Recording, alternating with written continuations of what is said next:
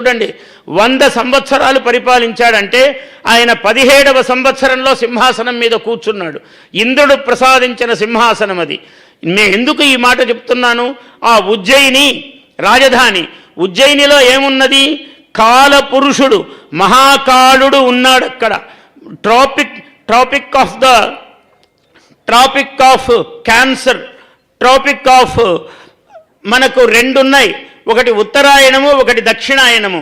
మీరు జూన్ 21వ తారీఖున గనక మనము ఉజ్జయినిలో నిలబడ్డామంటే మహాకాళేశ్వరుడి దేవాలయము దగ్గర ఎండ పడితే ఇంత ఎండ కూడా ఇట్లా నీడ కూడా పక్కకు రాదు. మనిషి ఎంతుంటే అంతే ఉంటుంది నీడ. ఈ సూత్రము గ్రహించి హిస్టారిక్ ప్రైమ్ మెరిడియన్గా మన వాళ్ళు నిర్ణయించారు. అందుకనే కాలమునకు అధీశ్వరుడు కాళేశ్వరుడు. అక్కడేమన్నా విశ్వనాథుడు వెలిసుండొచ్చు, ఇంకో స్వామి వెలిసుండొచ్చు, కాదు, కాళేశ్వరుడు వెలిసి ఉన్నాడు అక్కడ, మహాకాళేశ్వరుడు. అందుకనే అక్కడ మంగళనాథ దేవాలయము కూడా ఉంది. మంగళుడు అంటే కుజుడు, జహ భూమికి పుట్టినవాడు. ఈ కోటాను కోట్ల సంవత్సరాలు భూమి తిరగటం వల్ల ఒక శకలము వెళ్ళి కుజుడుగా స్థిరమైపోయింది ఈ అనంత ఆకాశ అంతరిక్షములో. అటువంటి కుజుడు. అందుకని రష్యా గొప్పది, ఇంకో దేశం గొప్పది, కానీ భారతదేశమే గొప్పది. ఎందుకంటే మన శ్రీహరికోట నుంచే పరీక్షలు, ఎందుకంటే క్లియర్ స్కై, శుద్ధమైన ఆకాశం ఉన్నది. ఇక్కడి నుంచి అయితే ఏ ప్రయోగాలు చేసినా చాలా సులభంగా వెళతాయని ప్రపంచానికంతా తెలుసు. అటువంటి మెరిడియన్ అంటే భూమధ్య రేఖ, గగన సరళ రేఖ, 2 రేఖలు సహజముగా కలిసేటువంటి చోటు. అంటే కుజుడికి చాలా దగ్గరి ప్రాంతము ఉజ్జయిని. ఇలా ఇంత చారిత్రక శాస్త్రీయమైన జ్యోతిశాస్త్రపరమైన ప్రాధాన్యము కలిగినట్టిది.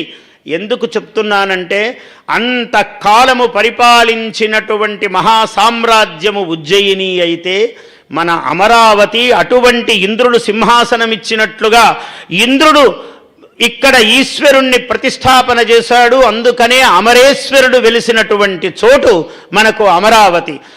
కృష్ణానదీ తీరము, అటువైపు అమరావతి, ఇటువైపు దుర్గాదేవి, 2 వైపులా ఒకవైపు అమ్మవారు ఒకవైపు అయ్యవారు ఉండి ఈ నగరమును సంరక్షిస్తూ ఉన్నారు.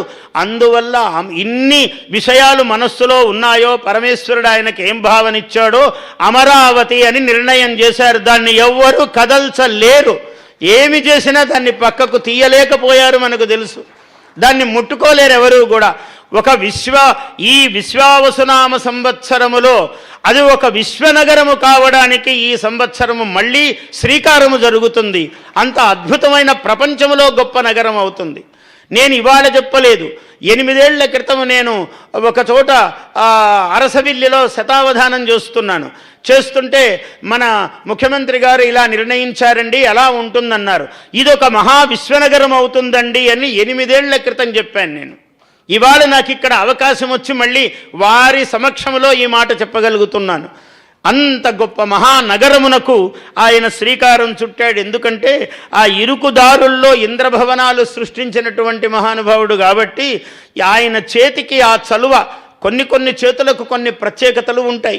అలా ఆయనకు అటువంటి యోగం ఉన్న కారణము చేత ఈ అద్భుతమైనటువంటి మహానగరము ఈ సంవత్సరంలో విశేషంగా ఒక అద్భుతమైనటువంటి రూపాన్ని దిద్దుకోవడానికి రూపము ఏర్పడుతూ ఉన్నది. ఎన్ని మాట్లాడుకున్నా ఇవన్నీ చెప్పేదండి. మా జాతకాలు ఎట్లున్నాయో గురువుగారు, మా రాసులు, మా నక్షత్రాలని అందరికీ మనస్సులో ఉంటుంది. కాబట్టి నేను 5-6 నిమిషాలలో నాకు ఇచ్చిన సమయము నాకు